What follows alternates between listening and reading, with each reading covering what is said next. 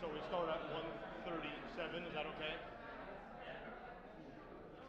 6 minutes, yeah. Is that okay to do that 7 minute stall we talked about and start at like 6-7 minutes? Yeah, we gotta get the mic back. Okay, okay. Whenever you're ready, I can grab it and get it mic'd up. I realize that we're like literally still pulling in right now. I'm just making sure we shut the door.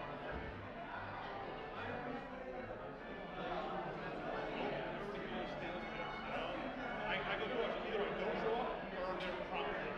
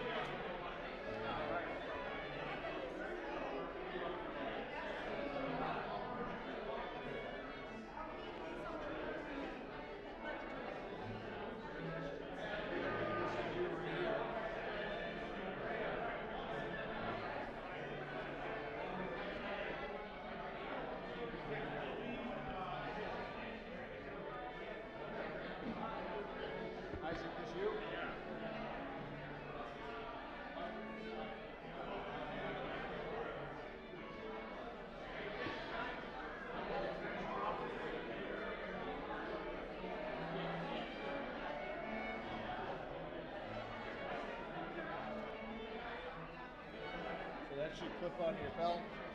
This should be. Are you leaving the mask on for the debate? No. You want me to take it off now? Yeah, we'll just do it quick.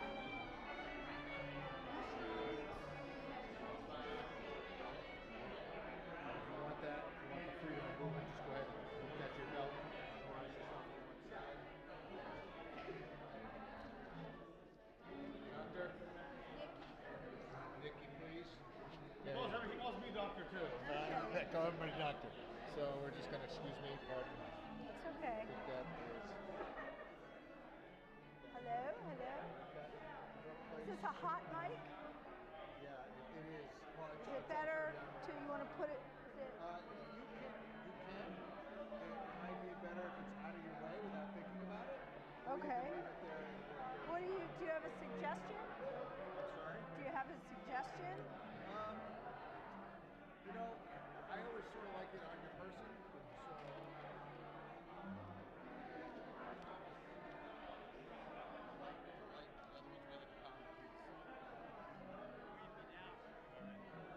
Let's go over.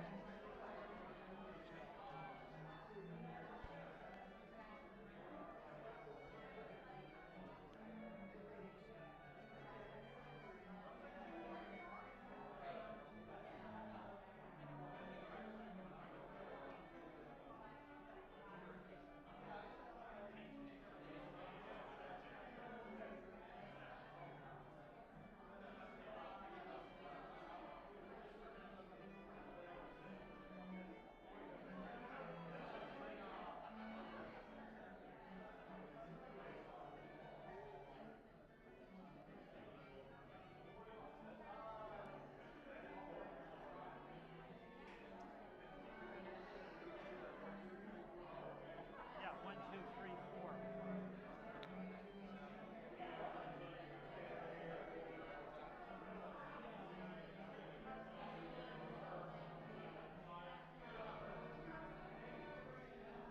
One, two, three, four, 5. 1, 2, 3, 4, 5.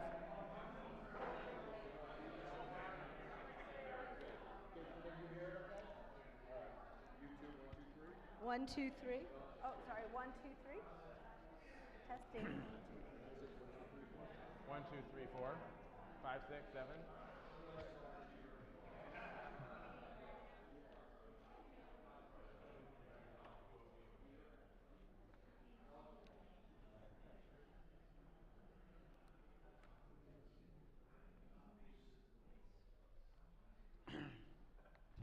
Test. Just one test out. What? Oh, yeah.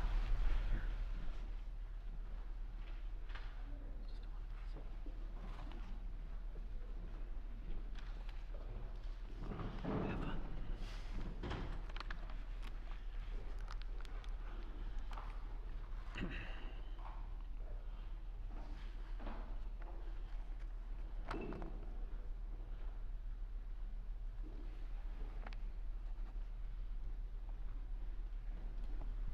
Greetings, everyone. Thank you for coming. Welcome all to today's debate for our Democratic primary candidates for the U.S. Senate, seat being vacated by our longtime legislator, Patrick Leahy. I'm Noah Hoffman, Vermont News Media executive editor, and your debate pioneer. Vermont's next senator will be handed the baton for a chair of Congress that Senator Leahy has occupied as vital force since 1975. Our candidates today, Dr. Niki Thran, Isaac Evans-Frantz, and Congressman Peter Welch, each believes that they're the right person for the job. Today's debate is one of their chances to address the voters directly. Vermont News Media and our partners, Brattleboro Community TV and Great Eastern Radio, present forums like today's for the free exchange of ideas and challenging of ideals for all Vermonters.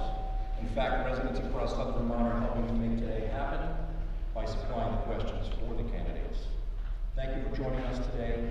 I'm going to turn things over to Sue Allen, your moderator. She's the editor of the Bennington Banner and Manchester Journal, for a quick rundown of the rules. Please enjoy. Thank you.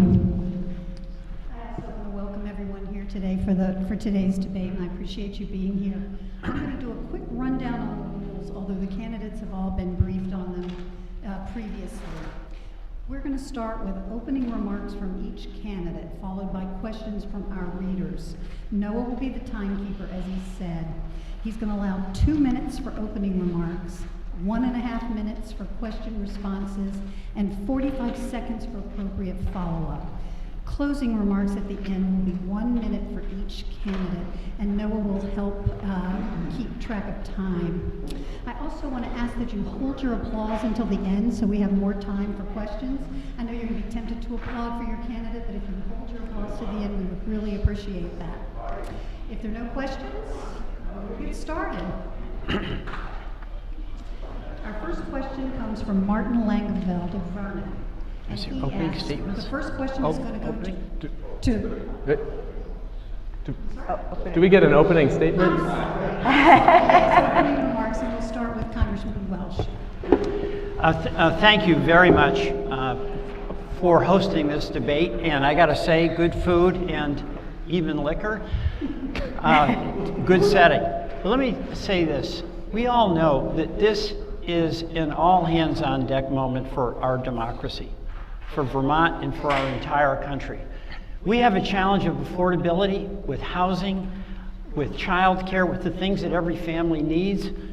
We have an incredible challenge with climate change, where pending legislation is being blocked in the Senate by the filibuster, and we cannot afford to wait. And we also have a crisis with our democracy. I mean, what happened on January 6th was the beginning, not the end of this assault on democracy. And I was in that building when the mob attacked, but it was most dispiriting at 3 in the morning when 147 of my Republican colleagues voted against certifying as the winner the person who got 7 million more votes. And we need a democracy in order for us to be able to address these extraordinary challenges that we face. I have had the privilege of representing Vermont and working with Bernie and Patrick for the past 16 years, and I'm ready on day one to bring Vermont values to the U.S. Senate. And I'm very pleased to have the endorsement of Bernie Sanders, and I want to work hard to bring Vermont to Washington, protect our democracy, and stand up for working people. Thank you. Dr. Thran? Thank you. I would like to start today with an acknowledgement of the Abenaki people of the Dawn and the members of the BIPOC community of Vermont. I would like to recognize their elders past, present, and those of future generations. I pledge to fight the injustices of the past and work with them for our shared equitable future. When I decided to run, I decided there were 3 main pillars of our campaign, and those were healthcare, equity, and the environment. But a lot has changed in the past year since I decided to enter the race. The Dobbs decision has rocked the grounds that we stand on. I am a woman who had the fortune of having the unfortunate circumstances of having to choose to have an abortion, but I am thankful I had that choice. The decision to have an abortion is a personal one and should be made between a person and their healthcare provider. As a physician, I do not want the government standing between you, my patients, and me making those decisions. If you come to the ER, I am obligated to tell you about the risks and the benefits of any intervention that I do. We call this shared decision-making and informed consent, and the government should have a very limited role, if any, in deciding who to make healthcare decisions for us as individuals. Body autonomy is sacred. There's a lot at stake at this election, and I know that I'm ready to fight for those values. Thank you. Thank you. Mr. Evans-Frantz? The attack on our democracy, individual rights, gun violence, and failure to protect the climate demand new leadership. A new kind of leadership that is not connected to the entrenched interests of the corporations that dominate our agenda. Welcome, Congressman and Doctor. So glad to have you in my hometown of Brattleboro. I'm running for the United States Senate because at this time of crisis, we need a leader who can help restore confidence in our American democracy. We need people who have pledged from the beginning of their political work to refuse corporate PAC money. I'm running because Vermonters like me have organized, and we need to continue to organize to achieve the changes that we need. We have student seats on the Vermont State Board of Education. We are set to expand Vermont's dental workforce. Last week, Senator Sanders and Senator Leahy introduced legislation to stop illegal U.S. participation in the war in Yemen. And last summer, 190 countries got historic emergency relief to deal with the pandemic. I played a pivotal role in all of these victories, and I will bring that same level of determination to Washington. I'm getting a little bit of an echo on here, is that right? Am I good? Okay. There is an echo. We need a Senate that looks like America and that represents the diversity of our states and our communities. When you elect me, you elect the first openly gay male U.S. Senator to ever serve in history.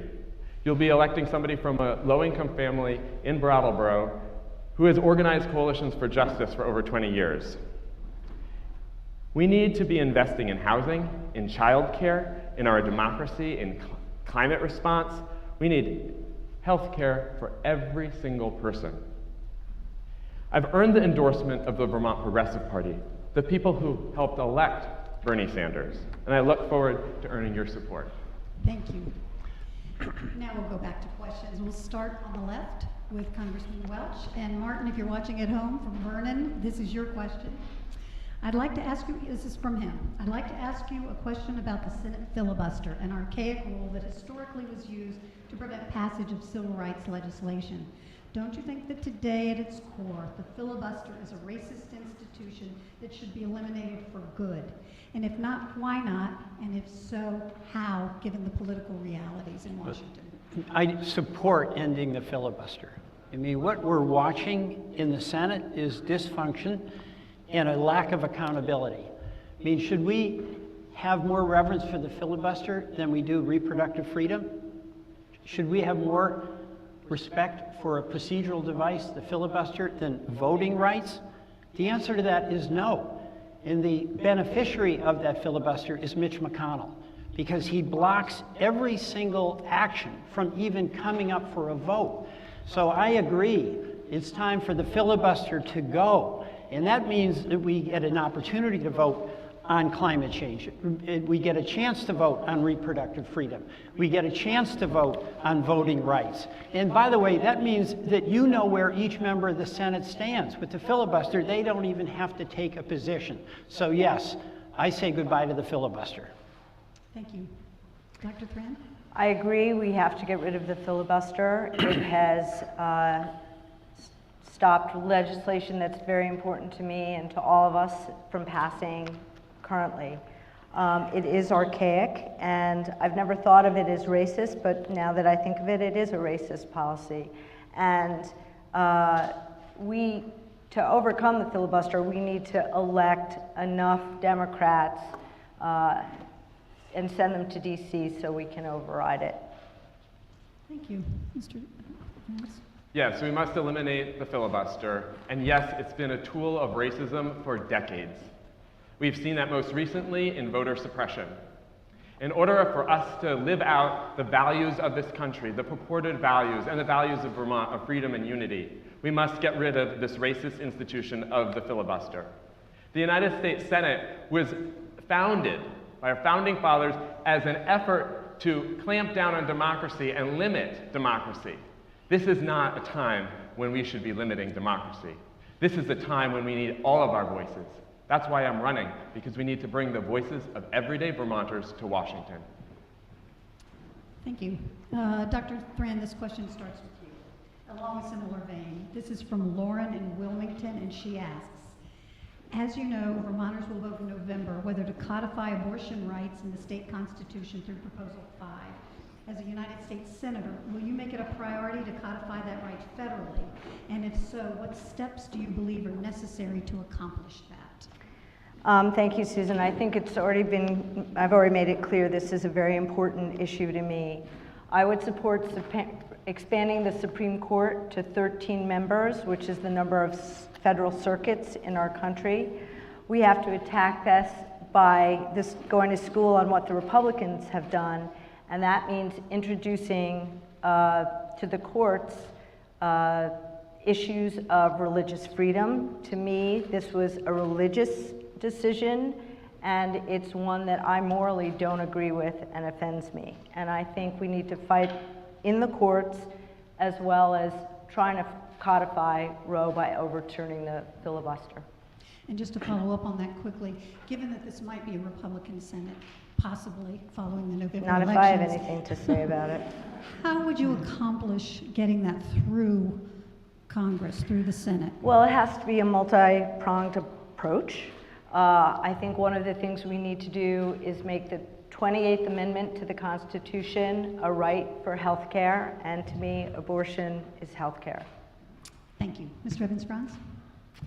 As your U.S. Senator, I will support protecting people who seek and provide abortions.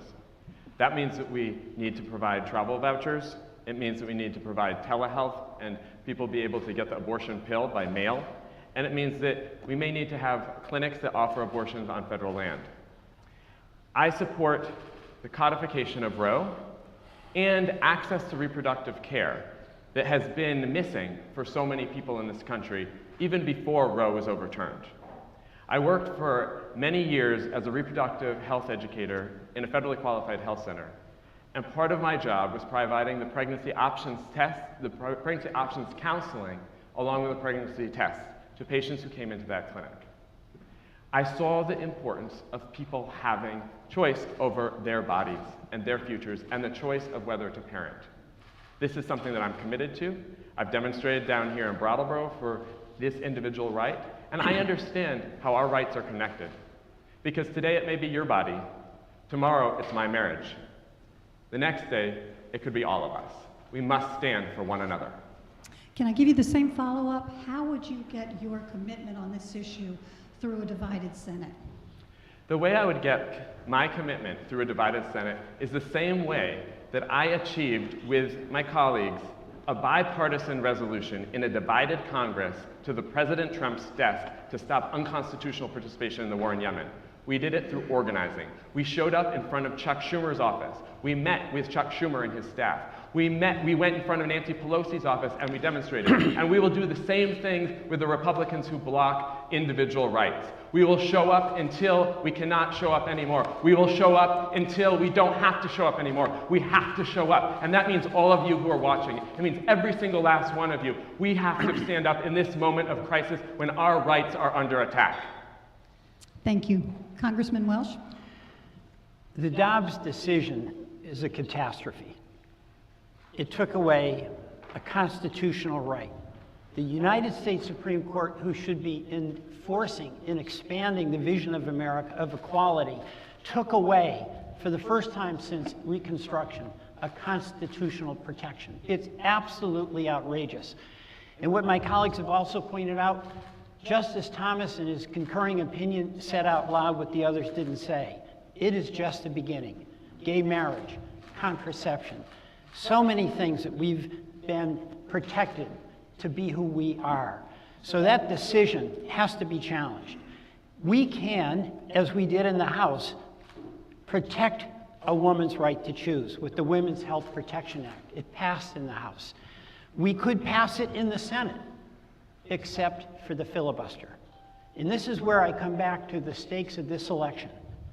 If Patrick Leahy is succeeded by a Republican, the 50-50 Senate changes, and it's Mitch McConnell in charge, and he has said he could support a nationwide ban on abortion.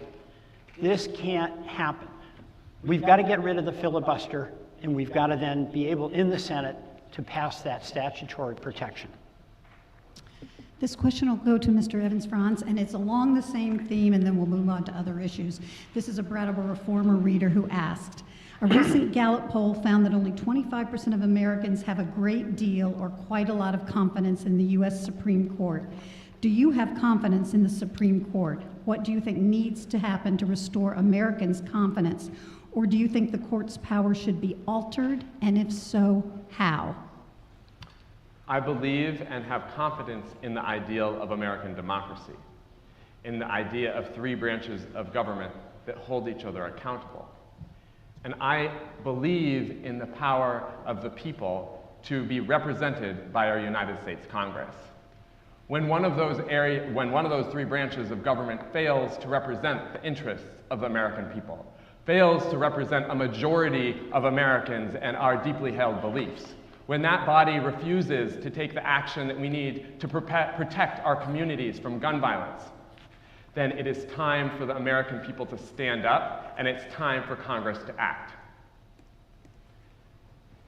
Well, just to follow up from the question from the reader, if you think the court's power should be altered, how? If so, how? How would you make that happen?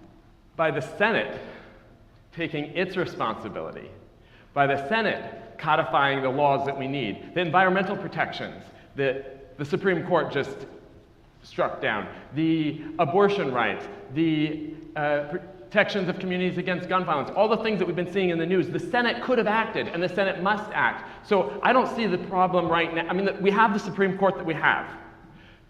What we have an opportunity to do on August 9th, or by August 9th, is to elect a leader in Vermont who is going to help move the conversation and move the Senate to be the best Senate that the Senate can be. To bring the voices of everyday Americans together, to build unity, to have the kind of democracy that we need, to have people who are standing up, senators that are going to pass laws, and not just wait for them to be overturned to speak up.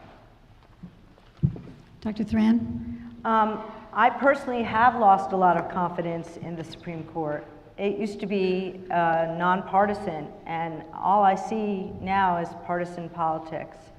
I have said a little while ago that I would support expanding the Supreme Court to 13, which is the number of federal circuits in the country. It makes a lot of sense to me, and that's how I would address that. Congressman Welch? The Supreme Court has discredited itself. You know, on one day, it said the New York legislature had no authority to protect its own citizens from handgun violence. The next day, it said women had no right to make their own reproductive choices. That is a record, among other things that my colleagues have mentioned, that is going to put that court right up next to the Roger Taney court that did the Dred Scott decision, where African Americans were not even acknowledged as having a capacity to be a citizen. This court has lost its credibility. I am open to significant reforms. Term limits, whether we have to consider, as the Congress has 7 times, other members, but term limits for certain.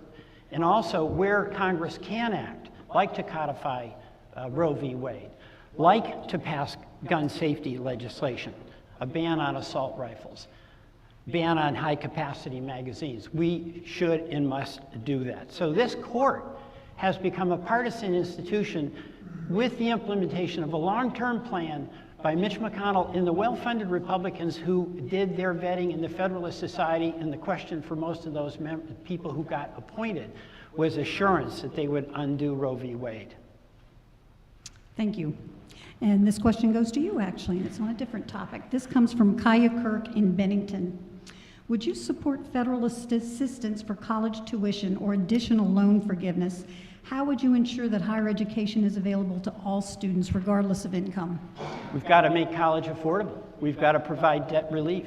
We've got to provide increased Pell Grants to keep up with inflation. We've got to put some pressure on our college institutions itself to keep the tuitions from ever escalating increases. College tuition's brutal. People getting out have, in effect, a mortgage, and they can't get started trying to buy a car, trying to rent an apartment, the dream of maybe owning a small house. All of that is really compromised when you get out with this mountain of debt. Education is profoundly important to the opportunity and well-being of our citizens. That means it has to be made affordable. And we should have junior colleges and community colleges that are free. So this definitely requires federal money. And by the way, there's money there. Let's get rid of the Mitch McConnell, Donald Trump tax cuts that were so beneficial to the multinational corporations and the billionaires in the society, and use some of that money to help our kids. And just to follow up, would you support loan forgiveness? I do, yeah, I do. I mean, we have to figure out under what circumstances, but part of our approach should be partial the relief of loans. People got to get started. They can't be bankrupt. Dr. Thran. So I agree there should be loan forgiveness, not 100%. I think we have to be vested in our own education.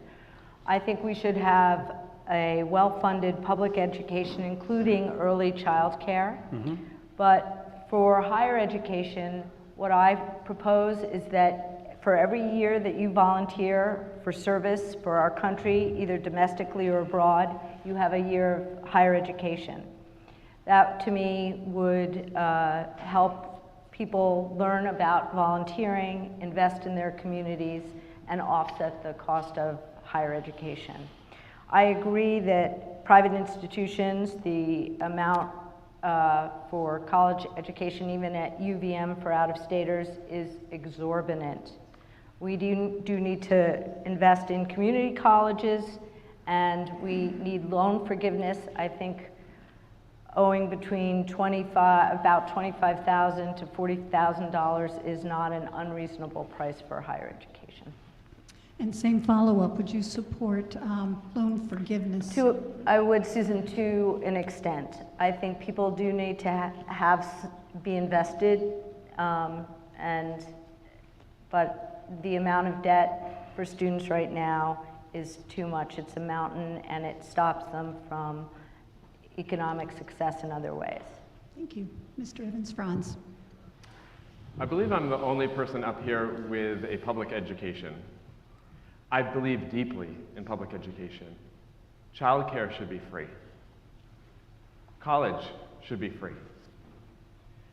Loan forgiveness, the congressman said partial relief from loans. No, we need debt forgiveness. My husband and I are paying off student debt. 40 years old, he's a couple years older. When are we going to start being able to have an even playing field? When can people have the economic opportunity that they need in a system where, as the congressman mentioned, we have middle-class families that are paying a higher tax rate than billionaires? We have to give working families a leg up, and we must make college free and forgive loans. Great. Dr. Thran, this is for you to start, and this is a Vermont News and Media question, actually. We are a nation divided. Our political differences are stark, and our divisions make it almost impossible to move our nation forward. How can you, as a member of the Senate, help us heal and move forward as a unified democracy? Working in the emergency department, I take care of you no matter what political party you are affiliated with. I work with people who have very different political views than I do. I think Vermont can lead the country in showing that we can get along despite our differences. I pledge that I will represent all Vermonters, not just those who I am politically aligned with. I think that's very important as a politician and as a physician to do. And quick follow-up, as a Democrat walking into a Senate that's already divided, perhaps will be more Republican after the November election, how do you make that a reality? I pledge that I will meet with those across the aisle from me. I will go to their offices and talk to them and negotiate with them. I am not afraid of Mitch McConnell. I want to talk to that guy. I have a lot I have to say to him. Thank you. Mr. Evans-Frantz? Would you mind repeating the question? Yes. We are a nation divided. Our political differences are stark, and our divisions make it almost impossible to move our nation forward. How can you, as a member of the Senate, help us heal and move forward as a unified democracy? By being myself. I had the opportunity to speak with Mitch McConnell's staff on multiple occasions about human rights. And what I have found is that when we work with people and we put aside our political parties, This is particularly when talking to farmers in the Midwest, with progressive activists in Washington, D.C., with folks around this country. We actually have a lot in common. I had organized a meeting with Chuck Schumer, and we were able to secure his support for bipartisan legislation to stop the war in Yemen. And then we also met Chuck Grassley's staff, and with Chuck Grassley himself, long-term Republican senator. And we had folks from Iowa farming there. And they said to the senator, we were talking about global hunger, and they said, listen, I'm a lifelong Republican, but when I see my fellow people hungry, I know I must stand up. I'm a farmer, and we can do something about this. I was surprised. That was when Trump was president. So we have to find each other's humanity, and we can work together. We can find common ground without compromising our values. Thank you. Congressman Welch. You know, it really is tough. We've got a crowd, I'm in the House now, of Republicans who are still denying the election, who are promoting Stop the Steal, who are committed to the authoritarian approach of Donald Trump. You know what? I'm not going to compromise with those folks on your right to vote. I'm not going to compromise with those folks on your right to reproductive freedom. And I'm not going to have the illusion that I can persuade them. This is where the American people and who they vote for has got to reflect the aspirations that we have as a democracy. But what I always will do is what I've done since I served in the state Senate. And that is work with people who are going to help me help Vermonters. We had a wicked problem with broadband, with telehealth. And what I did is I approached my colleagues, many of whom were in rural areas, often Republicans. How's broadband in your area? Does telehealth help? And then we created the Bipartisan Broadband Caucus. And this is where, Isaac, you're right. If you find common challenges that Vermonters face and folks in Kansas face, you can actually get things done. But when it comes to fundamental constitutional rights, your rights, I'm not going to compromise on that. And I'm going to be clear, I'm going to be consistent, and I'm going to be firm. Thank you. So the next question is from Alan Fury of Brattleboro. What makes Vermont amazing is its forests, wildlife, and land. With the recent influx of out-of-staters and the need for housing, how will you ensure we keep Vermont's resources safe for development? And is that Dr. Thran? Yeah. I would advocate taxing second homeowners at a much higher rate. I work with a lot of Vermonters who cannot afford housing right now, and it is a disaster, and it needs to change. So I think that if you are buying a second home and you're from Massachusetts, you can probably afford to pay more in taxes and offset the cost to Vermonters who are being priced out of the housing market. Thank you. Mr. Evans-Frantz. By investing in public land, by having our parks, expanding our parks, by land trusts, by preserving our forests, we can do that by providing tax incentives for people who decide to be, like in Vermont, we have the use value appraisal program that really rewards people for using their land, like my family has benefited from, for maintaining a healthy woodlot. That's something that we can do to protect our forests, to provide incentives, tax incentives, taxes on the second home owners, but also want to providing incentives for Vermonters who decide to protect their land. Thank you. Congressman Welch. You know, we have to do both. When I was in the state Senate with Paul Poirier, we introduced the Vermont Housing and Land Conservation Trust. Vermont had the wisdom back then to understand how there has to be a linkage between housing, which is absolutely essential, and the conservation of our environment and our land. So we had an effort to do both. Housing now is a crisis. Tip of the iceberg on the affordability challenges. People can't find an apartment. They can't afford it. They get out of school or they're moving, and when they get to Burlington and they get to White River Junction, they can't find a place to live. So number one, we got to build more houses. We've got to build more apartments. Number two, there's got to be local cooperation because we've got to have fair zoning laws that allow for the concentration of development in appropriate places. And third, and I agree with my colleagues on this, we have to continually invest in land conservation, in parks, in making where we live habitable. So this can be done, but it really does take a commitment of federal resources and then state and local leadership to make it happen. You know, when we had this terrible fire down here at Brooks House, it's a miracle. That building is back better than ever. And it was a combination of federal, state, and local leadership that got that done. So we can do it. Mr. Evans-Frantz, to you. Given the high gas and fuel oil prices, would you support increased oil production in the U.S.? What other ideas do you have for lowering or at least controlling the cost of gas, food, and other products that are hitting working Vermonters? This is a tough one because I stand with the working people of the state who are having a hard time affording gas. It's really hard when our wages are what they are. I also stand with the environmentalists who are demanding a rapid transition away from fossil fuels. The way that I think we need to resolve this is not by investing in more oil, but the way we resolve this is by, first of all, taxing the oil companies that are making windfall profits. Like Bernie has proposed this, excise tax on the big oil companies, because they're not having to pay more in production costs, but they are getting a whole lot more money. So they're getting profits while the rest of us are paying the price. So that's the first thing.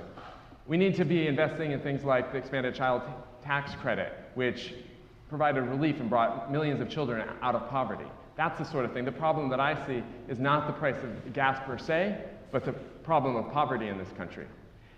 In terms of the environment, and something else that we can do is by investing in electric cars and electric buses. I just toured an electric aviation plant in Burlington. It was amazing. When we move towards that affordable and then provide incentives for that and invest in wind and solar and other sorts of renewable, safe, clean energy, we can get cars off the road and make it easier. Just a quick follow-up on that. Electric vehicles are often out of the price range of average purchasers and are especially difficult sort of in rural areas like Vermont where people drive. How would you tackle that challenge?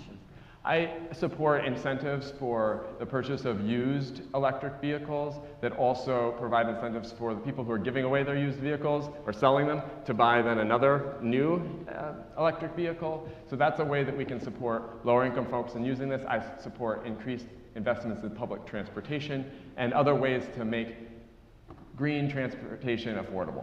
Thank you. Congressman Welch? Well, you know, I support a windfall profits tax. People are getting hammered at the pump, and the oil companies are laughing all the way. They have record profits, the highest profits they've ever had in their history. They're not even investing in new production. They're doing stock buybacks, and they're fattening the CEO pay. So there are market distortions here where all of us are suffering as a result of these high prices. But the executives at the oil companies aren't doing anything other than going to the bank and making huge deposits. We should have a windfall profits tax and get that money back to the consumers that need it. We've also seen this with pharma. They've got incredible pricing power.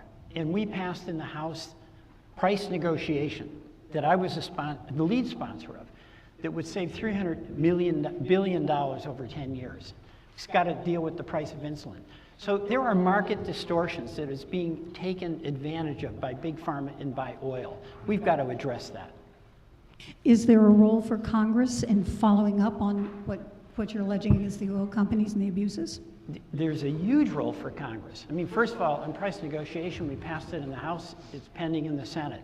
On windfall profits tax, that's a legislative matter that we could take up. Also, on some of these investments that Isaac and Niki have been talking about and I agree on, if we pass the child care subsidies that would be paid for by taxing the rich, a Vermont family that averages 30% of their income in paying for child care, that would go down to 7%. It would go down to 7%. 30% is what an average young couple pays for. So we have got to have Congress act. And basically it's about priorities. Is it all about a trickle-down economy that we've been pell-mell on since Ronald Reagan was president? Or is it about an FDR approach where we lift all boats? And that's what we've got to do. Thank you. Dr. Thran. Yes, so I agree with both of you. We do have to go after the corporations who are making windfall profits, and we do need to tax them fairly. It will take a long time for Vermont to see a electric car market that's secondhand. That's probably years away. But we can incentivize that, and we can help by using federal and state funds to build an infrastructure for electric vehicles to make that transition easier as we move forward. I also believe we should continue with the federal reserves of oil and gas and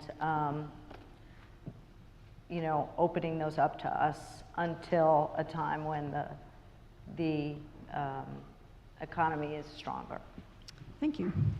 Congressman Welch. This is from Jeannie Jenkins, who's the chairwoman of the Bennington Select Board. And she asks you a question about abandoned properties that could be put back into the housing market. But because banks tend to be out of state and don't have as much interest in the local communities, they sit abandoned and often neglected and languished. What types of incentives might Congress put in place to make the banking industry more responsive to communities as they struggle to increase housing availability? I actually think there may be a bigger role for Montpelier here, because I've been to many of our towns where there's an out-of-state landlord that just lets a building fall apart, and the community that is doing its level best to refurbish downtown. I mean, Bennington did amazing work in the Putnam block. It is a nightmare to bring that landlord to the table, and I don't think it's right for a landlord to be able to sit on a building, let it decay, and bring down the town with it. So there's action that would be taken right in Montpelier to give the select boards more power to intervene on behalf of the citizens in that situation. As far as with the banks, all of these programs that we do have that were helpful with the Brooks House, the low-income tax credit, the historic tax credit, a variety of other things, I have been a consistent supporter of, and I think probably all of us here have been. That's got bipartisan support in Montpelier and some bipartisan support in Washington. But I think we've got to give these select boards, who have the responsibility for the well-being of their community, a tool that can make that landlord who's doing so much damage to that community come to the table. Thank you. Dr. Thran. I agree. We have to go out after people who are out of state and, in essence, taking advantage of us. We also need to invest in local banks and savings institutions and support them and try to have our mortgages be local and stay within our communities. I think that would help, and also I agree that having local select boards in towns have the ability to regulate these and go after the owners of these properties. Thank you. Mr. Evans-Frantz. From my college economics class, they talked about when you don't like something, you tax it. When you do like something, you subsidize it. So I think this would be a situation where we would want to be subsidizing local investments and maybe have some higher taxes for those banks that are doing this sort of behavior that we don't want. The other thing that I've always championed is the people who are most affected by decisions to be part of the decision making. So when I campaigned for student seats on the Vermont State Board of Education, organized students across the state for that, and we won, that was about people having a seat at the seat of power and having a seat at the table. And in fact, Governor Howard Dean appointed me as the first student with the right to vote on the Vermont State Board of Education. So I see the same opportunity here, that we could have people who are affected in communities represented, some sort of oversight or of these banks, and have a voice at the table. We would figure that out. Thank you. Dr. Thran, in our quest to reduce emissions and meet climate goals, would you support nuclear power as one way to achieve that goal? Thank you, Susan, for that question, because we've had this before, and I would like to, I'm glad I have a second chance. I would not support nuclear energy to subsidize our energy needs. And why not? Why do you not support nuclear Because energy? I think the risk, everything is a risk-benefit ratio, and the risks are just too high for us. Where would you put the investment in trying to achieve that goal? If not nuclear, where can we find that? In renewables, in wind, in solar. We have to incentivize landlords for heat pumps and weatherization. I've done a lot locally on energy commissions and committees, and this is an issue that's very dear and near to me. Mr. Evans-Frantz? Should you repeat the question once more? In our quest to reduce emissions and meet climate goals, would you support nuclear power as one way to achieve that goal? No. Like most of you here in this audience, we've lived next to a nuclear power plant for many, many years. We understand the risks. It's not real fun to live next to a nuclear power plant and wonder what that's going to do to our lives. When we see what's happened around the world with nuclear power plants, it's always been, well, this is the safest one. It's safer than before, but the technology is better. But we need to be investing in safe, clean, renewable energy like wind, solar, geothermal.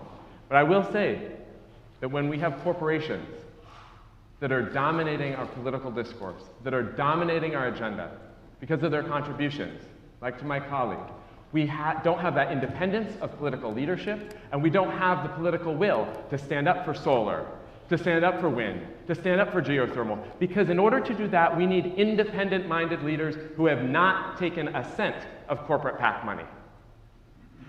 I'm committed from the beginning of my political career to not take corporate PAC money.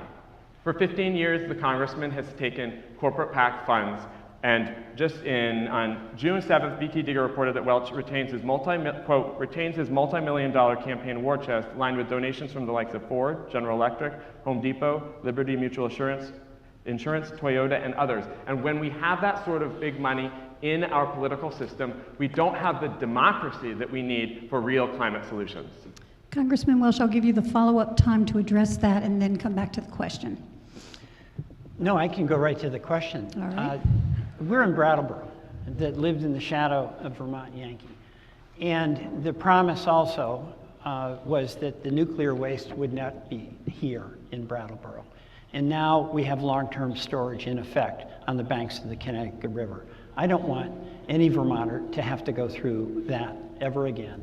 And I'm concerned about the nuclear waste that is on the banks of the Connecticut River. These old reactors, we can't build them. They're too expensive. They're too dangerous. We saw what happened in Fukushima. We don't even want to come close to letting that happen again. We do have to make that transition that all of us on this podium agree with towards clean energy and renewable energy. But on the question of any nuclear, I would listen to what the science says. I'm a real skeptic on it, but there's some promising science on fusion. Can that work or not? We don't know yet, but do I dismiss that out of hand, sight unseen? I don't do that yet. But these old nuclear reactors that we had here, which is similar to what was in Fukushima, no, we can't do that. All right. Mr. Evans-Frantz, this question to you.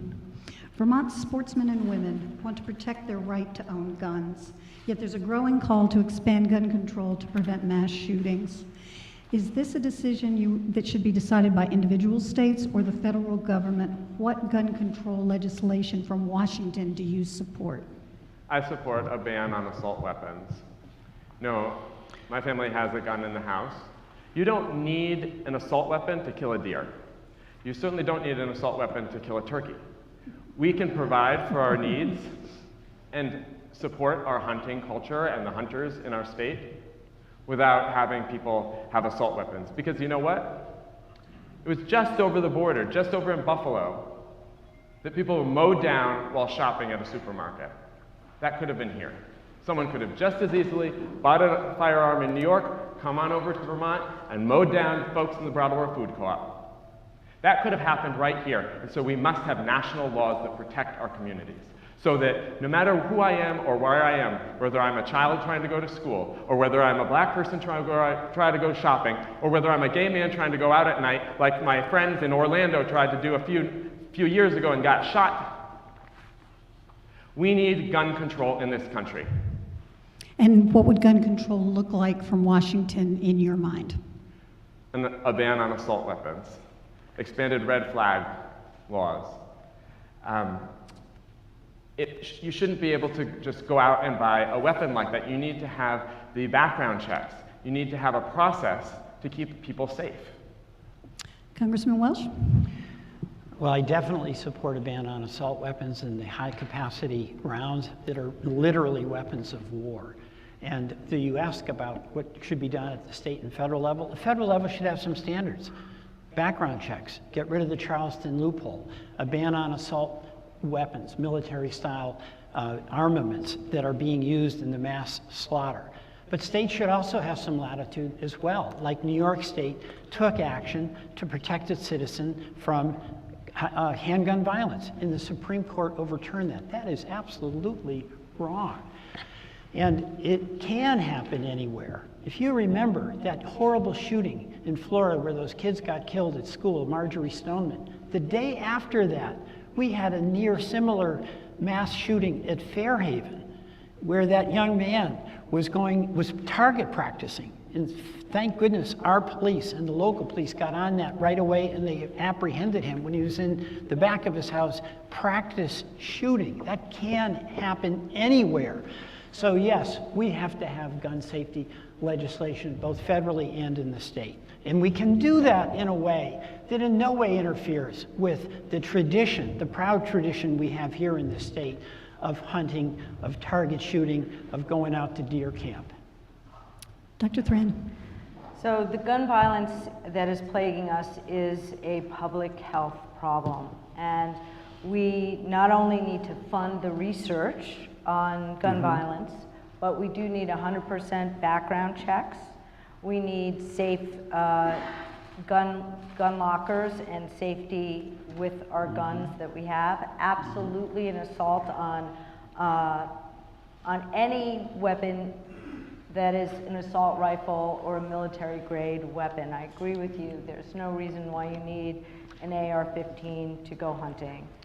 I think we can protect the culture of hunting in Vermont without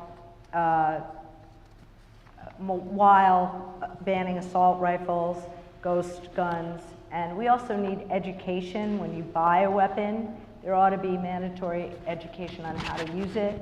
There ought to be a maximum amount of ammunition that one person is allowed to buy at a time.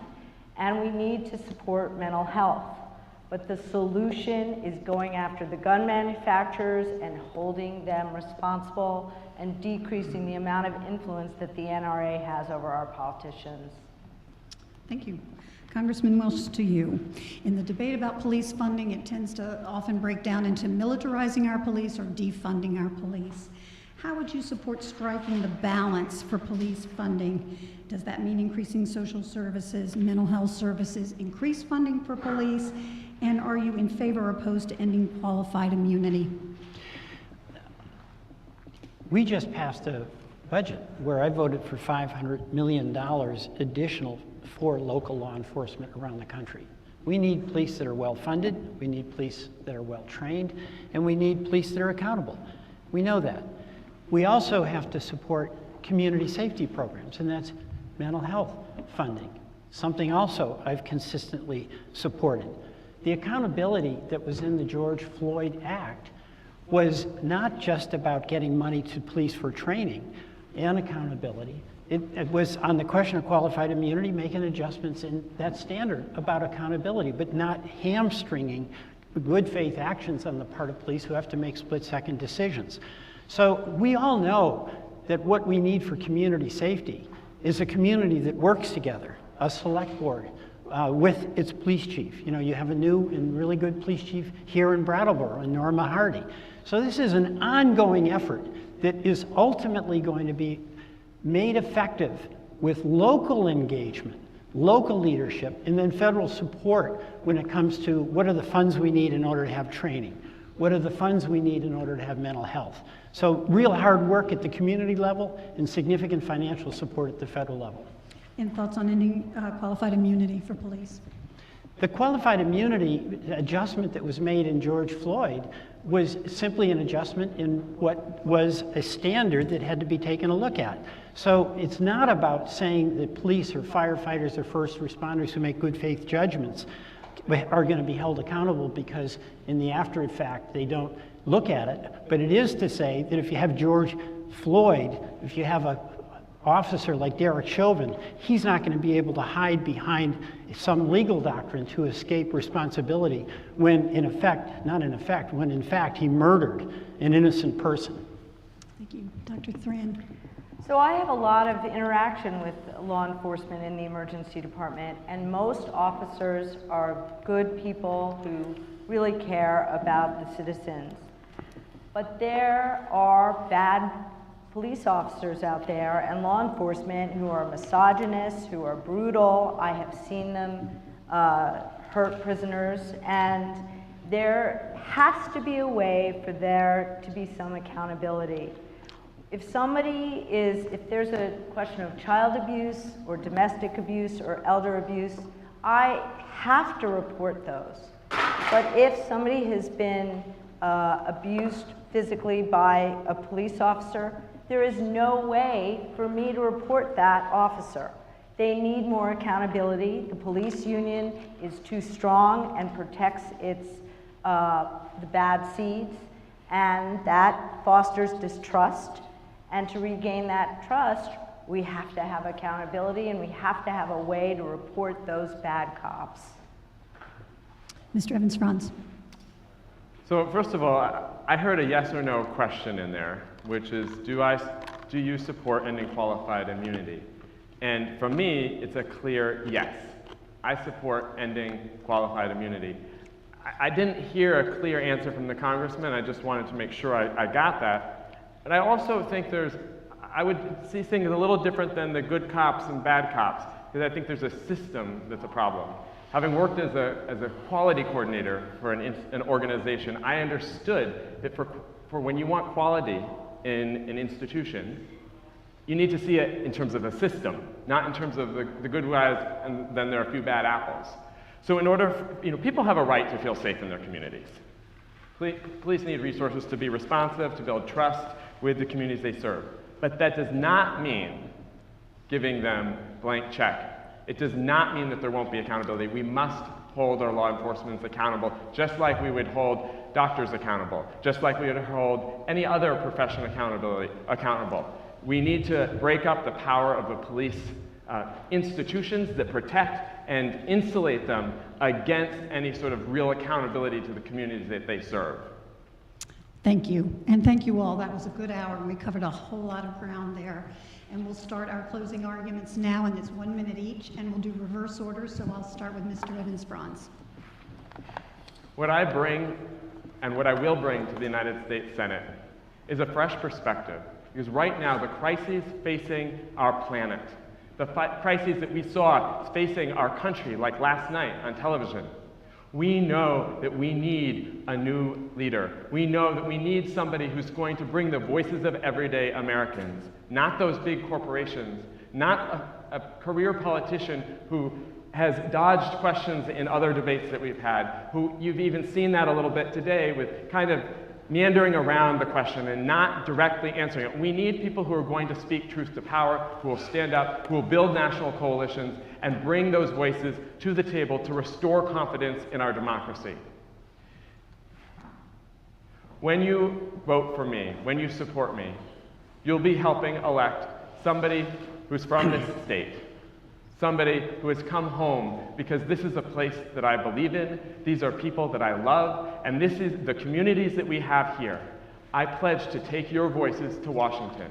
And if this vision of bringing the voices of everyday people resonates with you, I hope that you will support my campaign.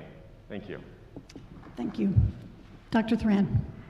I'm running to be the first female senator from this great state because I believe in Vermont values and because I feel I have the skills to represent all Vermonters, not necessarily everyone that I agree with. That's just something that I've learned from my many years in the emergency department.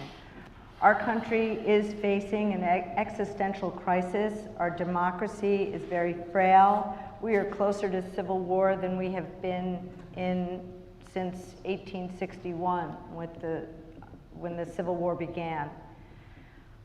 I promise to be an advocate for all Vermonters. I'm proud that I do have support from both sides, and I pledge to be a voice for those Vermonters, whether or not I agree with you 100% of the time or not. And I promise I will fight hard for all of you.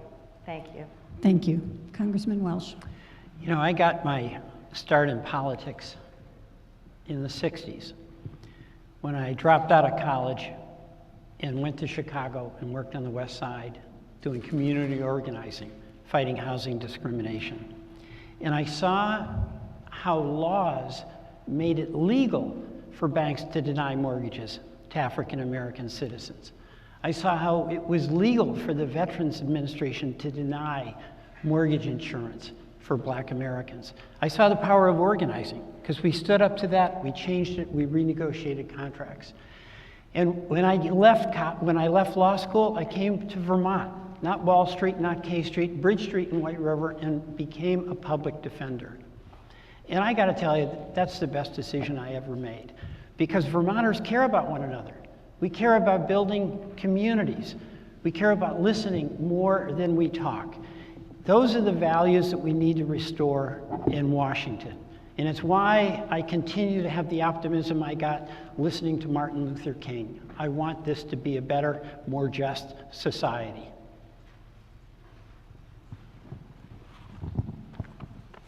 Thank you to our candidates, Peter, Isaac, and Niki. We wish you very well in the elections to come, and thank you to the community and our community partners. We invite everyone to stay for apps, drinks, and some string music. Thank you very much.